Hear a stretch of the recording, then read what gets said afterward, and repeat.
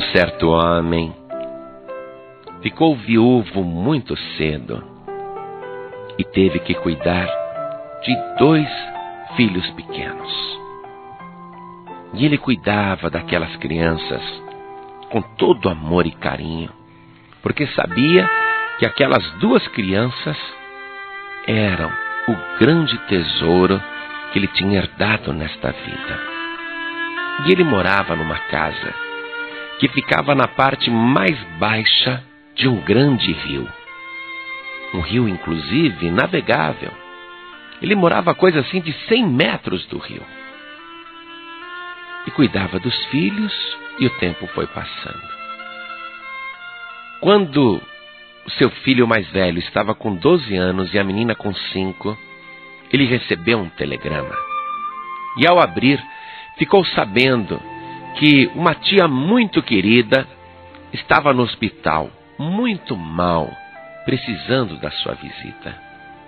Mas ele não poderia levar as crianças na visita ao hospital, porque o hospital não permitia a entrada de crianças.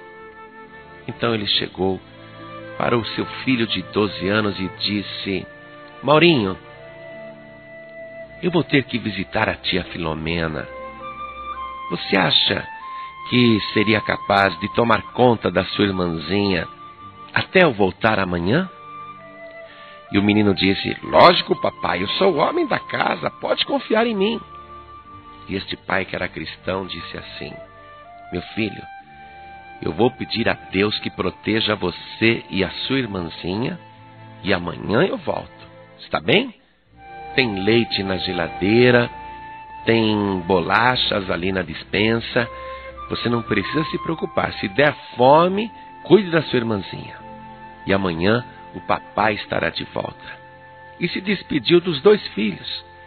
E caminhou saindo ali da margem do rio. E foi até a grande avenida. Pegou um ônibus e se retirou. E o menino de 12 anos, o Maurinho, estava se sentindo o homem da casa. E cuidou da irmãzinha quando ela pediu comida. Deu leite para ela, deu bolacha de chocolate. E estava tudo bem. Mas teve um momento que a sua irmãzinha começou a chorar. Eu quero o papai, cadê o papai? Aí ele disse: o papai já vem. Mas olha, não chore não, que nós vamos dormir na cama do papai. Aquela cama é bem grande. Ah é? Nós vamos dormir no quarto do papai? Vamos. Ah, que bom. Aí a menininha parou de chorar. E de fato, a noite estava ali, já dormindo tranquilamente, quando se ouviu um grande trovão. E um temporal desabou. Mas foi um temporal tão terrível que parecia que o mundo ia acabar. Parecia que o céu estava desabando naquele lugar. E foi tanta água, mas tanta água, que o rio começou a transbordar.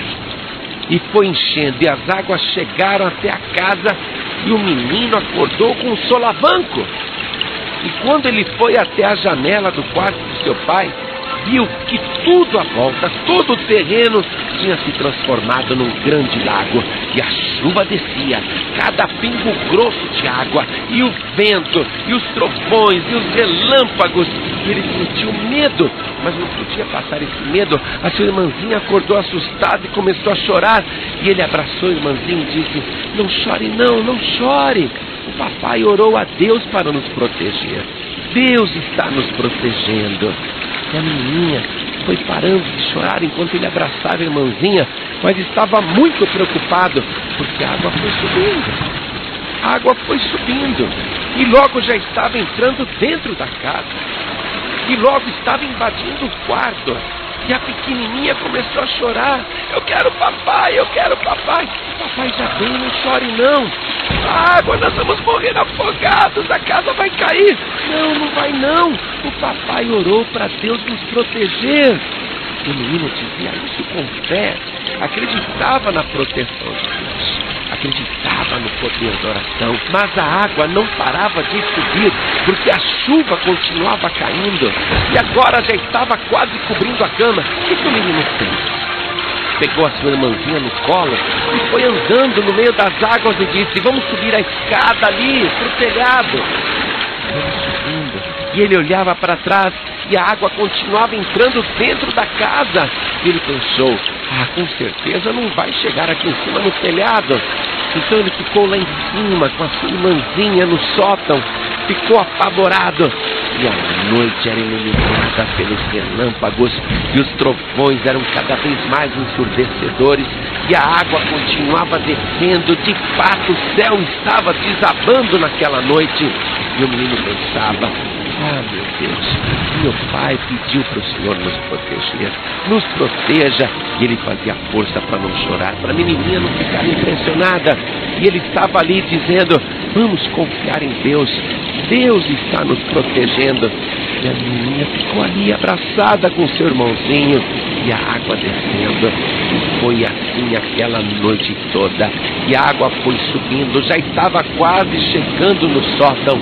E o menino apavorado olhou e viu que a água estava chegando ali no limite da casa. Muitas telhas já tinham se desprendido. Realmente todo lugar tinha se transformado num grande lago, num grande profundo lago. A correnteza era muito forte. E o dia começou a amanhecer.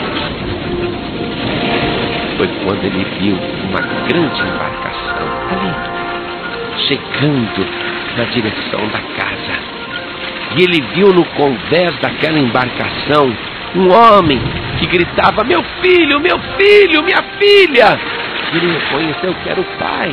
E ele dizia, olha lá o papai, olha lá o papai. E aquele homem nem esperou o bote descer na água, mergulhou e veio nadando,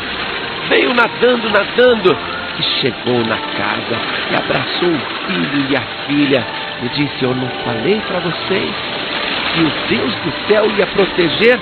Olha lá vindo o barquinho nos buscar. Os dois homens estavam no bote remando para pegar tanto o pai como seus dois filhos. E quando o menino e a menina entraram no bote, o menininho disse para um dos remadores, viu só? Deus nos protegeu. Vocês vieram mandados por Deus? E um deles, que era ateu, ficou sem graça. O que responder para a criança naquela hora? E ele disse, sim, foi Deus que nos mandou. E o menino e a menininha diziam, sim, eu sabia. Sabe por quê, papai? Que eu sabia que Deus não nos abandonaria e que nós não morreríamos afogados.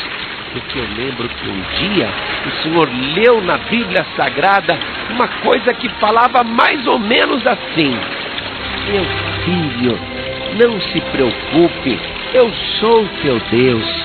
Quando passares pelas águas, estarei contigo, e quando pelos rios, eles não te submergirão. E foi só o menino citar isso para o seu pai. Aos ouvidos dos dois remadores, uma correnteza mais forte veio, levou aquela casa. Mas antes de chorar e lamentar, aquele chefe de família deu glória a Deus, porque a fé do menino na proteção do alto tinha guardado aquelas duas vidas preciosas de todo perigo.